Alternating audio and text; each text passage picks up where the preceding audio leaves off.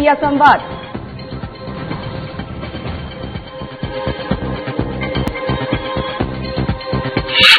UP khadi और ग्रामोद्योग board ने हासिल की कामयाबी। प्रधानमंत्री रोजगार सृजन कार्यक्रम के तहत कारोबारियों को दी वित्तीय सहायता, युवाओं को उपलब्ध कराया रोजगार।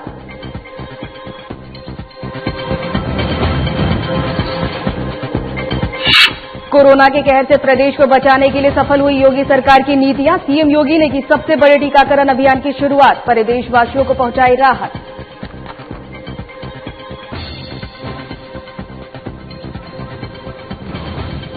सीएम योगी वाराणसी में आत्मनिर्भर भारत की प्रदर्शनी का करेंगे शुभारंभ। दीनदयाल के लालपुर में शुरू होगी प्रदर्शनी। प्रदर्शनी में जीआई उत्पादों के लगाए जाएंगे स्टॉल।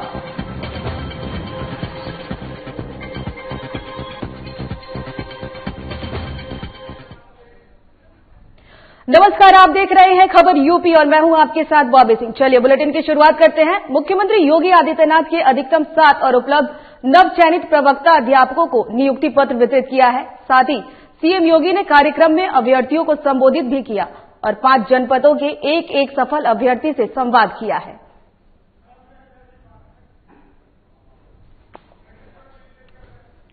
तो आपको बता दें कि सीएम ने नवचयनित अध्यापकों को नियुक्ति पत्र वितरित किया है, साथ ही सफल अभ्यर्थियों से संवाद भी किया है। तो आपको बता दें कि संबोधन भी यहां पे किया गया, जिसमें कार्यक्रम को सीएम योगी ने संबोधित किया है।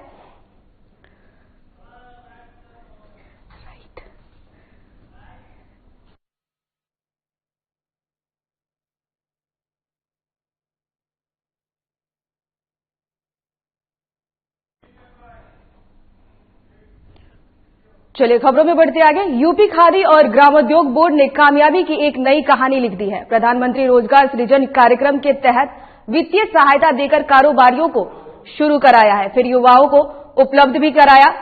आपको बता दें कि युवाओं को रोजगार उपलब्ध कराने में उत्तर प्रदेश सबसे आगे है और आपको बता दें कि ग्रामोद्योग बोर्ड ने पूरे देश में बड़ी उपलब्धि हासिल की है।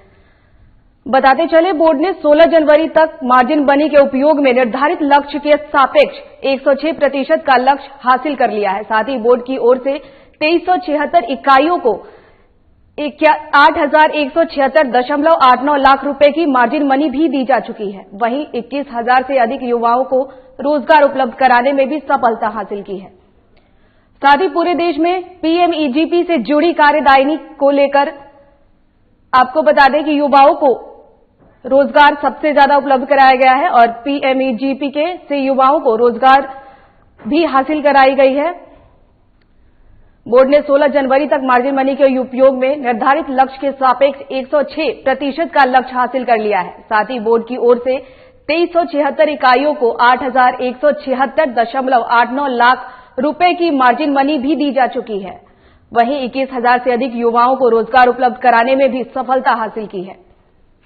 साथ ही पूरे प्रदेश में पीएमईजीपी से जुड़ी कार्यदायिनी संस्थानों ने 48.33% का लक्ष्य हासिल किया है।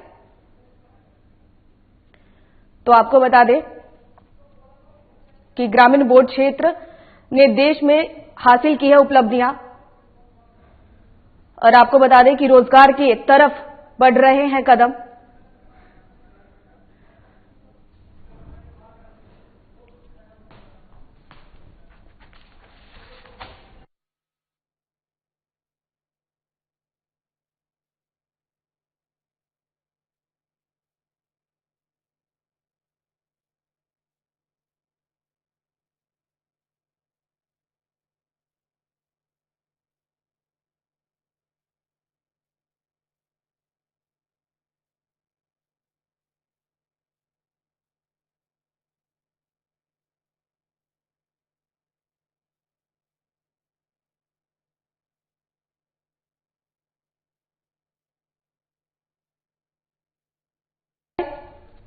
कि यूपी खादी और ग्रामोद्योग क्षेत्र ने बोर्ड कामयाबी की ओर एक नई कहानी लिख दी है और प्रधानमंत्री रोजगार सृजन कार्यक्रम के तहत वित्तीय सहायता देकर कारोबार को शुरू कराया है। युवाओं को रोजगार उपलब्ध कराना हो या इन सभी में यूपी खादी और ग्रामोद्योग बोर्ड ने पूरे देश में बड़ी उपलब्धि हासिल की है। आपको बता दें, बोर्ड ने 16 जनवरी तक जनवरी तक मार्जिन मनी के उपयोग में निर्धारित लक्ष्य के सापेक्ष 106% का लक्ष्य हासिल कर लिया है। साथ ही बोर्ड की ओर से 2376 इकाइयों को 8176.89 लाख रुपए की मार्जिन मनी भी दी जा चुकी है। वहीं 21,000 से अधिक युवाओं को रोजगार भी उपलब्ध कराया गया है। इसके साथ ही पूरे देश में पीएमईजीपी से जुड़ी कार्यदायी संस्थानों ने 48.33% का लक्ष्य भी हासिल किया है।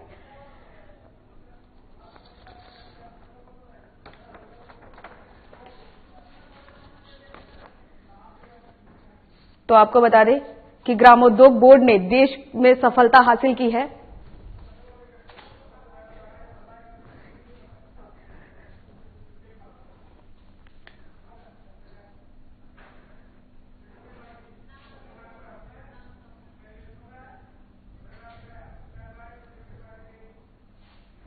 और इसी खबर पर ज्यादा जानकारी के लिए पत्रकार शेखर त्रिपाठी हमारे साथ जुड़ चुके हैं, उनसे ज्यादा जानकारी लेंगे।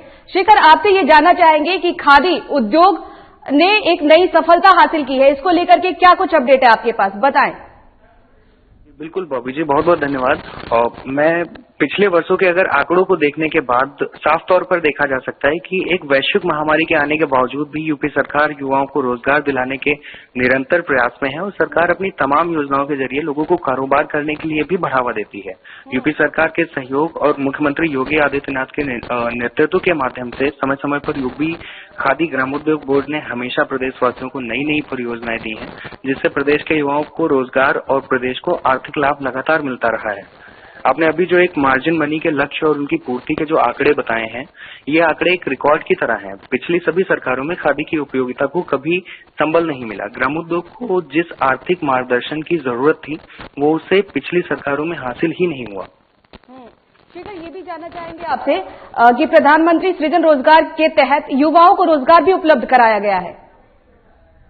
बिल्कुल आप सही कह रही हैं। और अब भी जैसा कि हम लोगों की जानकारी के मुताबिक कि युवाओं को एक आंकड़ा आपने भी पहले भी बताया हुआ है कि युवाओं को रोजगार मिल रहा है और लगातार जिस तरीके से यूपी सरकार कई सारे क्षेत्र में रोजगार मुहैया करा रही है, ठीक उसी तरीके से रोजगार और साथ ही साथ में कारोबार को भी बढ़ावा दिया जा रहा है खादी ग्रामोद्योग की तरफ से। हमने स्वयं खादी ग्रामोद्योग की कई प्रदर्शनियों में जाकर देखा है कि लोग खादी की उपयोगिता को समझ रहे हैं। आज के युवा खादी को एक ट्रेंड के रूप में शामिल करना चाहते हैं। खादी के कपड़ों में जो आधुनिकता होती है, तो उस आधुनिकता को लाना भी इस कामयाबी की एक कड़ी है। आज के युवाओं के कपड़े जब खादी में भी उनकी पसंदीदा डिजाइन के बने हुए मिलते हैं, तो खादी खुद ब खुद उनकी जो दैनिक जरूरतें होती हैं उनमें शामिल हो जाती है। और यकीन कीजिए कि प्रदर्शनी में इतनी भीड़ होती है जितनी कि एक हाई क्लास मॉल या मार्ट में भी नहीं होती।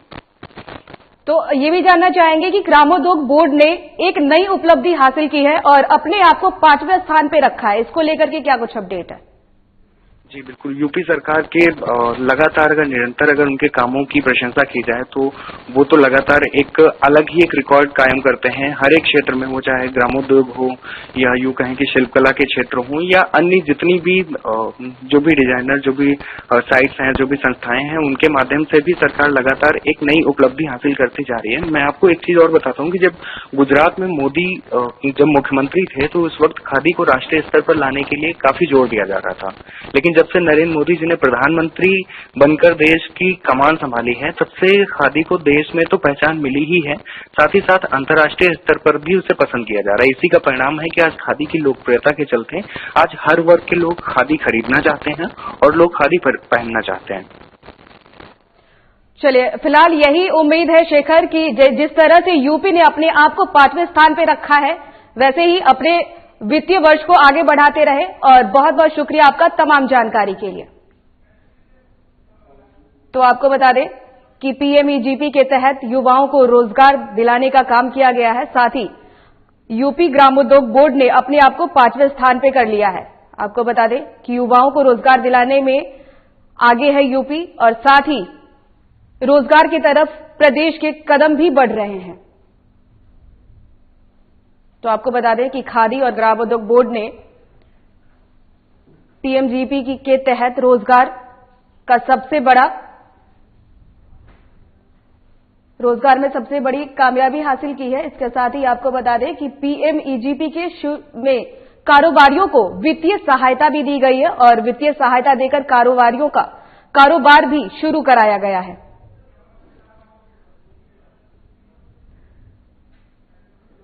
तो आपको बता दें कि खादी और ग्रामोद्योग बोर्ड ने हासिल की है कामयाबी।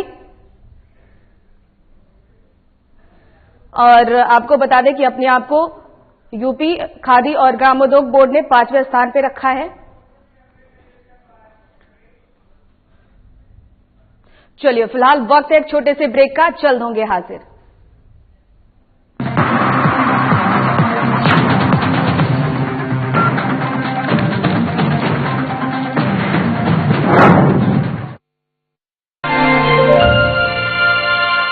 उत्तर प्रदेश की उन्नति को गति प्रदान कर रही है प्रदेश विश्व स्तरीय कनेक्टिविटी। एयर, मेट्रो और सड़क कनेक्टिविटी से प्रदेश में बढ़ रहे हैं रोजगार एवं निवेश के नए अवसर। यहाँ की कनेक्टिविटी पर जो काम हुआ है उसका लाभ अब सब दूर दिखाई दे रहा है। जेवर में निर्माणाधीन एशिया का सबसे बड़ा अंतर्राष्ट्रीय एयरपोर्ट समेत 29 नए एयरपोर्ट परियोजनाएं प्रदेश एवं समृद्धि का प्रतीक बन गए हैं। उत्तर प्रदेश में ढेर सारी संभावनाएं विगत 5-6 वर्षों में सिविल एविएशन के क्षेत्र में डेवलप हुई हैं। हवाई मार्गों के साथ साथ प्रदेश के 7 शहरों की कनेक्टिविटी को और सुगम बना रही है मेट्रो रेल। एक ओर नोएडा और लखनऊ में मेट्रो रेल सफलतापूर्वक कार्यरत हो चुकी है, तो कानपुर, आगरा, प्रयागराज, मेरठ और गोरखपुर में मेट्रो परियोजनाओं पर कार्य तीव्रता से चल रहा है। जब से मेट्रो स्टार्ट हुई है हमारे लिए काफी इजी हो गया। मैं इसके लिए सरकार का काफी धन्यवाद करना चाहूंगा। प्रदेश के विकास पथ को नई ऊर्जा दे रही है राज्य में विकसित होते 1353 किलोमीटर लंबे 5 अत्याधुनिक एक्सप्रेसवे। इसके साथ साथ सड़कों का चौड़ीकरण और सुदृढ़ीकरण का कार्य भी तेजी से चल रहा है। इन एक्सप्रेसवे ने राज्य में कनेक्टिविटी के नए मानक स्थापित किए हैं, तो साथ ही एक्सप्रेसवे से जुड़ते क्षेत्रों में औद्योगिक निवेश एवं युवाओं के लिए रोजगार की अपार संभावनाएं भी बन रही हैं। बेहतर और अत्याधुनिक कनेक्टिविटी से खुल रही है उत्तर प्रदेश की प्रगति की नई राहें। For receiving this award for being the best channel head of the year.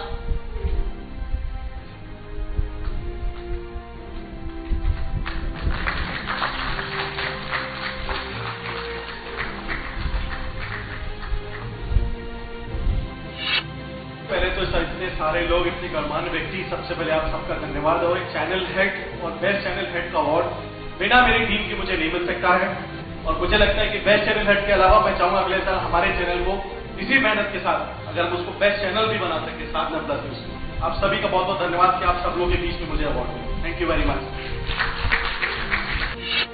Broadway media excellence award 2020 best channel head का अवार्ड साधना प्लस की चैनल हेड ब्रिजमोहन सिंह ने पत्रकारिता की बारीकता को समझते हुए अपने नाम किया।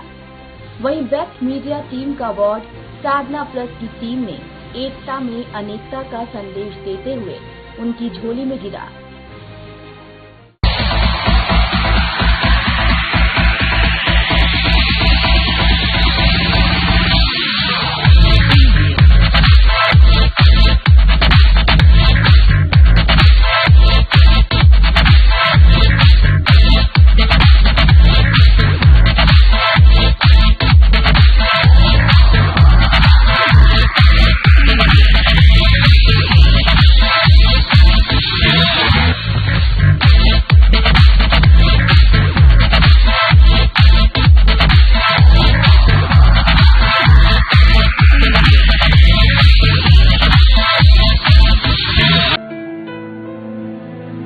Welcome to Jugal Kishore the jeweller, Lucknow की सबसे famous jeweller shop. 100% pure gold, certified diamond, 100% hallmark jewellery, unique design. Jugal Kishore the jeweller एक मल्टी ब्रांड शोरूम है जो एक बार फिर कोविड-19 को ध्यान में रखते हुए पूरी सावधानी के साथ आप लोगों के त्योहार, शादी, फंक्शन में रौनक लगाने के लिए जुगल किशोर द ज्वेलर पूरी प्रिकॉशन के साथ कर रहा है ओपन। अब आप बिना डरे दिल खोल कर सकते हैं shopping, so don't fear, always Jugal Kishore the Jeweler Wear. Welcome to Jugal Kishore the Jeweler, nearby Full Mall, Irago Greens, Gomti Nagar, Lucknow. Is now open 10 a.m. to 6 p.m. We are adhering to social distancing norms and safety protocol. We request you to book an appointment in advance. Contact number 811 5340 422.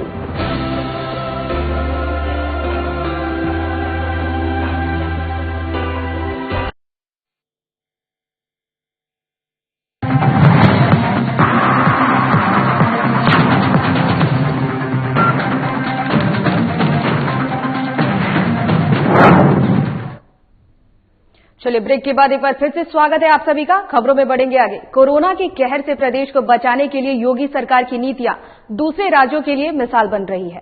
प्रदेश के मुखिया योगी आदित्यनाथ ने corona virus के विरुद्ध सबसे बड़े टीकाकरण अभियान की शुरुआत की है और प्रदेशवासियों को राहत पहुंचाई है। वहीं सबसे बड़े राज्य उत्तर प्रदेश के सबसे बड़े टीकाकरण अभियान की शुरुआत प्रदेश के 75 जनपदों के 317 जगहों पर किया गया है। और आपको बता दें, टीका लगवाने वालों में सबसे ज्यादा उत्तर प्रदेश के 22,643 स्वास्थ्य कर्मी शामिल रहे।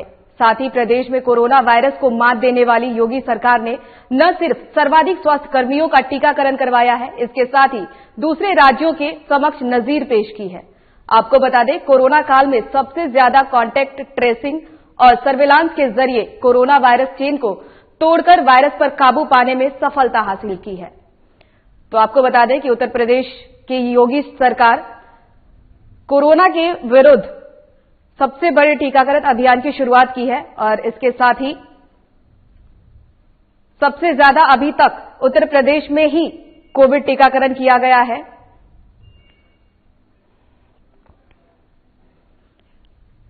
चलिए खबरों में बढ़ते आगे। बनारस में आत्मनिर्भर भारत की सबसे बड़ी प्रदर्शनी का शुभारंभ सीएम योगी करने जा रहे हैं। आपको बता दें, दीनदयाल हस्तकला संकुल बड़ा लालपुर में प्रदर्शनी शुरू होने जा रही है और इस प्रदर्शनी में 16 जिलों के 50 जीआई उत्पादों के स्टॉल लगाए जाएंगे और इसके साथ ही प्रदर्शनी में हस्तशिल्पियों के जरिए सेमिनार और प्रशिक्षण कार्यक्रम का भी आयोजन किया जाएगा और इस दौरान उन्हें भारत सरकार के सहयोग से मुफ्त टूल किट दिए जाएंगे और फिक्की के सहयोग से आयोजित इस फिजिकल और वर्चुअल प्रदर्शनी का सीएम योगी बुधवार को यानी कल वर्चुअल शुभारंभ करेंगे। तो आपको बता दें कि आत्मनिर्भर भारत की ओर कदम बढ़ रहे हैं और इसी को लेकर सीएम योगी बनारस में प्रदर्शनी आयोजन कर रहे हैं और उसका वर्चुअली शुभारंभ कल करेंगे। तो आपको बता दें कि भारत सरकार मुफ्त में टूल किट भी उपलब्ध कराएगी और इस प्रदर्शनी में हुनर हाट हस्तशिल्पियों का भी जादू दिखेगा। साथ ही आपको बता दें कि आत्मनिर्भर भारत की ओर कदम बढ़ रहे हैं और इसी को लेकर सीएम योगी बनारस में प्रदर्शनी का वर्चुअली शुभारंभ करेंगे।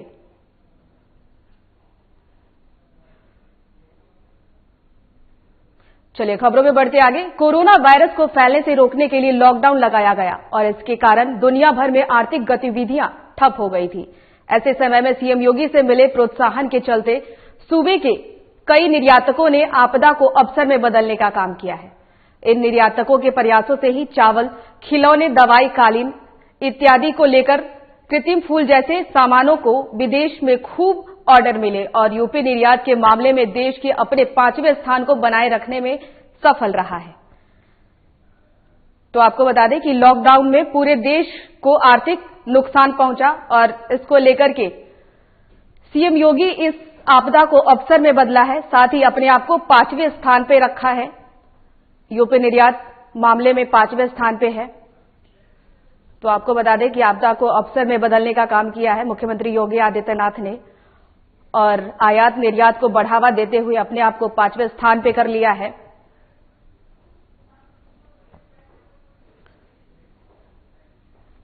चलिए खबरों में बढ़ते आगे। सीएम योगी के निर्देश पर प्रदेश पुलिस ने आवास निगम की कार्यप्रणाली को और अधिक चुस्त दुरुस्त और प्रभावी बनाया है। इसके साथ ही निगम द्वारा किए जाने वाले निर्माण कार्यों में तेजी लाते हुए उनके समयबद्ध निस्तारण पर विशेष बल दिया गया है, जिसके चलते हानि में चल रहा ये निगम अब लाभ की ओर अग्रसर है।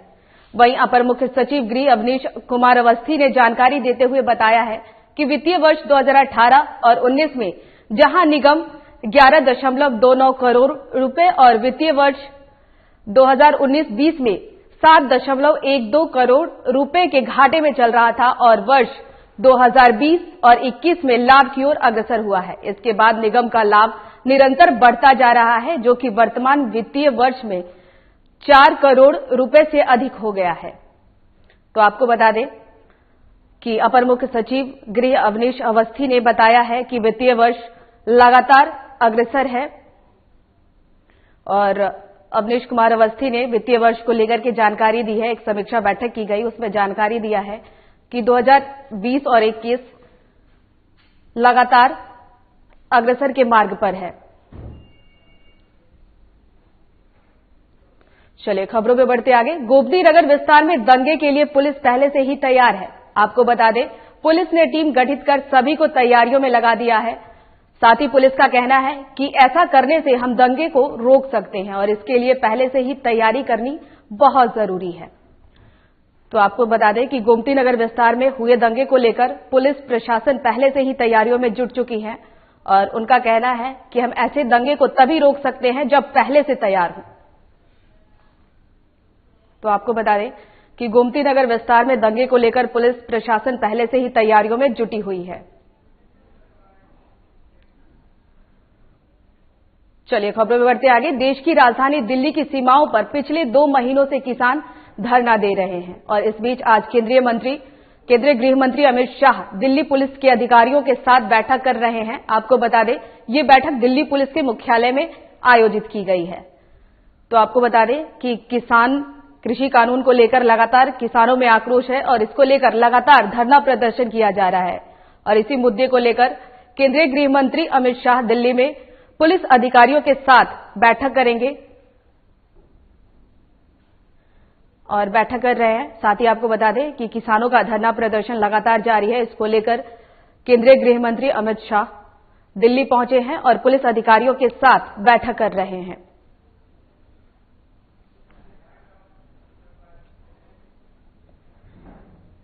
इस बुलेटिन में फिलहाल इतना ही। तमाम खबरों के लिए देखते रहिए